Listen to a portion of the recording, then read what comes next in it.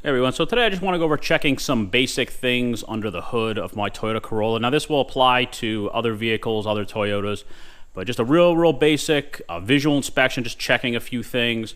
There are more advanced inspections you can go into where you get under the car, you get into the suspension components and things like that, but this is for your average person. Maybe you're going on a long trip and you want to do a visual check under the hood to see if there's any problems. And this is also something that you should be doing on a regular basis. So if a problem is starting to develop with your car, you can catch it as early as possible and get it taken care of before it becomes a more expensive repair or potentially damages secondary parts. Now, if you're going on a long trip and you're doing some maintenance to your car, I recommend do the maintenance 1 to 2 weeks before you go on a trip. You don't want to do it the day before, get far from home and find out there's a problem, whether something wasn't tightened or whatever it may be. You don't want to be far from home and find out that the car is disabled or something's wrong that has to be fixed immediately, and then you become stranded. So give yourself some leeway so you can make sure that whatever work was done was most likely done correctly and it doesn't leave you stranded when you're far away. So whenever I do a visual inspection under the hood, first thing I do is lose the engine cover. If you have a Toyota with these engine covers, they're just cosmetic only. They just are held on by rubber grommets, so they just pop off with no tools, and I will put those to the side. You're also going to need a nice bright flashlight. So first thing I usually do is just a basic thorough scan of the engine itself. So I'm looking for any debris or things that have built under there that should not be. We're going into the fall right now, so it's not uncommon for animals to try to find a nice warm place to make a nest, and they love to do that in engine compartments, especially underneath some plastic shrouding like the one I just took off. It's not uncommon. They'll make a nest under something like the fuel rail or somewhere along a warm part of the engine, especially if your car, you don't use it every day and it sits for potentially days or even weeks without getting used. It's very common for animals to start making nests under there. So if everything looks good, there's really no excessive stuff built up, I'll start to get into a more thorough search of looking for any sort of leaks or anything that may be really loose or obviously out of place. If you do need to clean it up, you can use an air nozzle, an air compressor. Just be very careful if you need to blow stuff out and get the debris out if you don't want to pick it out by hand. So next, I'll just start looking around any sort of seals or gaskets, start looking for any sort of signs of leaking or seeping or any indication that the seal may be trying to fail, whether it's here where the top of the cam cover goes onto the cylinder head, or further down where the cylinder head meets the block. You might have to look on the side to look for something like that. Basically anything obvious. This doesn't have to be a super complex, very thorough search where you're going crazy looking for a problem, but just anything that's obvious that may give an indication that it's starting to leak. Seals will start to seep if a car is starting to get really old, and if the car's not really losing something like engine oil at a very fast capacity, you might just be better off just kind of letting it go and just keeping an eye on the oil level. Then I'll typically inspect the belt. On this case, these motors are mounted transversely, which basically means they're mounted sideways. So I'll go under here and I will inspect the belt for any sort of fraying, cracking, anything like that where the belt's starting to wear. Typically when they start to wear down, you can start to see some cracks on the grooves on the belt. So once they start to crack, it's a good idea to go ahead and replace the belts. I'll also check to make sure there's no excessive play. You really won't be able to move this much with your hand. A little bit like that, but that's really all you should be able to move it. Most of these cars have automatic tensioners, so unless the tensioner failed, typically they're going to stay nice and tight like that. Then I'll usually, washer fluids here on the side, you can just fill that to the top. That's really simple. I will check the level of the cooling system. Virtually all cars are going to have overflows, and the Corollas, it's here on the front. You can see down here, there is a, put that on the top. You can see this has the Toyota Pink fluid in it. It has a full and an empty all the way in the bottom. So you just want to check that level. That's something you want to check periodically to know if the car is potentially leaking fluid. If that level starts to drop or if that's empty, there's usually a problem somewhere, whether there's a leak in one of the hoses or potentially the head gasket's starting to leak. Also, if you look and check inside the radiator, don't ever open the radiator cap when it's hot. There's lots of warnings on here. The system's under pressure when it's hot, and it will come out very quickly, and it can potentially burn you. So never, ever, ever open this when the car is hot. You have to make sure the car is stone cold when you go ahead and crack that open.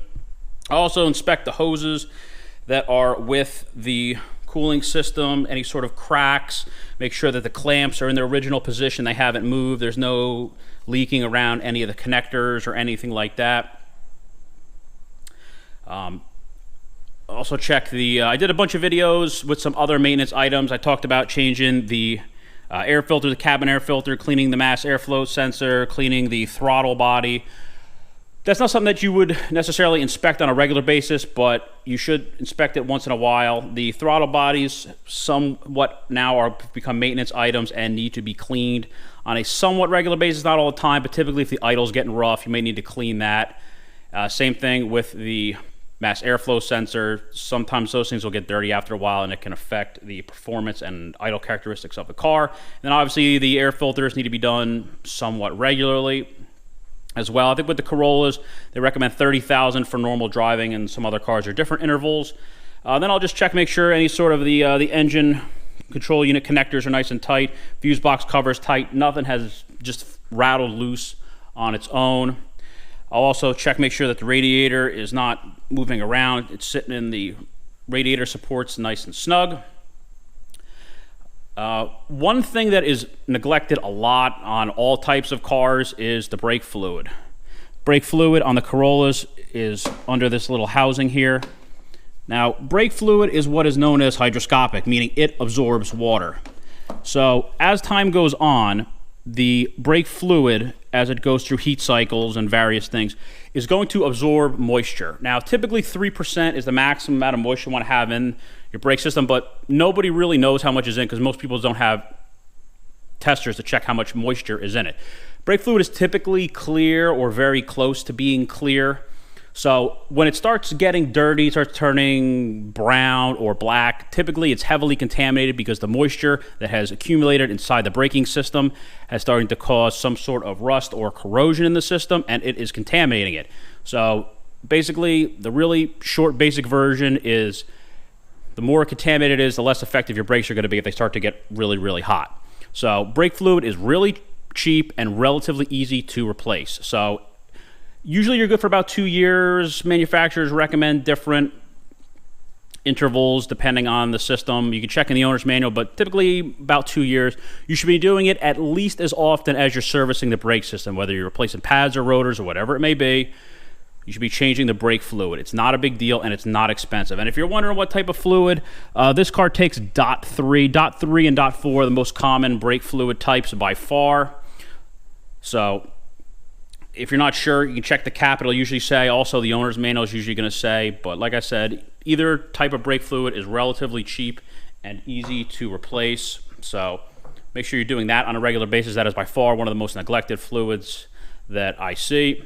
And then on some of these more modern cars, there's actually a lot less to check now because unfortunately they don't have dipsticks for the transmission anymore in most cars, and most cars also have electric power steering, so there's no power steering fluid to check anymore.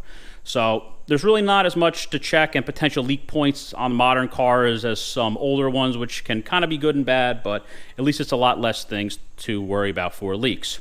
And then finally, the battery. This is another really, really neglected part of car care and car maintenance, is checking the battery. Now, batteries are typically maintenance-free, especially more modern batteries. The problem is a lot of batteries will start to develop corrosion because they will leak over time. So the corrosion that appears on batteries, usually it's like a bluish, whitish kind of crystal look to it. Essentially what's happening is the battery is leaking one way or another. The gases inside the battery are leaking, and they are causing a corrosion with the battery terminals. Now, whenever you're working on a battery, get a set of disposable gloves. You have acids in the battery that sometimes end up on the battery, and you have lead post terminals typically on the battery. So you're working with a lot of hazardous materials, so protect your hands, protect your body, get a good set of disposable gloves, really for any car maintenance, but especially when you're working on a battery. Anytime you're going to clean the battery, usually want to disconnect the negative first, tuck it away, make sure that it's not going to accidentally reconnect to itself. Typically, the positives are going to have covers on them so you don't accidentally cause a short circuit. When you're working around car batteries, it's always a good idea to cover one of the posts if you're not working on one with something like a cloth that's not conductive. If you accidentally drop a wrench or some sort of piece of metal and you connect the negative to the positive, it's going to cause a short, potentially destroy the battery. It causes a big spark. I've seen it happen, and the metal can quite literally weld itself to the two terminals. It's not pretty. I saw it happen one time, so just, it's always a good, I usually, whenever I'm working on my car battery or I'm changing it out, throw like a rag or a cloth or something that's not non-conductive on whatever post you're not working on, so you don't accidentally have a major catastrophe. So getting back into the corrosion on the batteries, typically you're going to find it on the positive side, the corrosion, and if the corrosion builds up enough, it will potentially cause the car to not start because enough amps can't flow out of the battery to the starter, and the car can't get enough electricity to turn the starter over. So that can happen if the car battery gets an excessive amount of corrosion. It usually builds up and completely covers the terminal at that point. Now, if you have corrosion built up on the battery, there's a couple ways to deal with it. The most common way, and it's sort of a home remedy, people will use baking soda to neutralize the acids that are building up on the terminal. Me personally, I keep battery cleaner and battery protector in it. So if it is a little dirty, I'll take the terminals off. I will thoroughly clean it. They make tools especially for cleaning battery posts, basically a small thing you put on and you spin it. A wire brush will also work. You basically want to get this down to bare metal, and then I will spray the cleaner on it, make sure it's really thoroughly clean, and then you can see this little bit of red on here. That's the battery protector to help keep the corrosion from building up as quickly. It still will build up a little bit, but that will slow it down dramatically. So that's pretty much the regular maintenance I will do under the hood. Again, this is mainly just an inspection, and if you're doing it on a regular basis, typically big problems really won't creep up on you. So a good visual inspection, like I said, just for checking under the hood so you can catch a problem as early as possible. Now, a couple things to check that aren't under the hood that are a good idea. Obviously, the wiper blades. Typically, you're going to know there's a problem with the wiper blades because they're just not going to work nicely anymore. It's also a good idea before you go and change them, if they're not working well, to clean them. I'll usually inspect to make sure there's no rips on the rubber itself. After about a year or two, typically they're shot and they will start to get a little bit torn up. But it's a good idea to take some windshield washer cleaner. It's the same thing you use to clean your windows on the car. Wipe the edge of the blade down because they will start to get dirty after a while. And then you also want to check your tire pressure. That's another hugely neglected thing with cars. Usually people will not check the pressure enough, especially now that the fall is coming, that as it gets cold outside, the air in the tires will condense and the pressure will drop a little bit. But if you're running around with underinflated tires, it's going to hurt your gas mileage. It's going to cause premature wear on the tires. It's going to cause the handling to be negatively affected on the car. So there's a lot of downsides if the tires are running underinflated. A couple PSI, it's usually not a big deal. You just want to try to stay on top of it, but if they're way underinflated, it's going to dramatically hurt the characteristics of the car, and tires are going to wear down a lot faster. So there is typically a tire pressure on the tire. You don't want to go by the tire because this tire is designed to fit all different types of cars, sizes, weights, things like that. So typically the tire pressure printed on the tire is the maximum pressure from the tire manufacturer. You always want to go by the car manufacturer for tire pressure. So it will say in your owner's manual what pressure, but virtually every car it's going to say on the driver's door pillar what the pressure is supposed to be. This car, it's 35, and on the bottom on there it said the pressure for the spare. If you have a donut, those small spare tires, they're much higher pressure typically. And that is by far the most neglected tire in virtually every car. Most people are pretty good about checking their tire pressure in their cars, but most people forget to check the spare. And tires are porous, meaning they will naturally seep air. So air is going to escape. That's why you have to check the tire pressure on a somewhat regular basis. But if you buy a brand new car, never check the spare tire.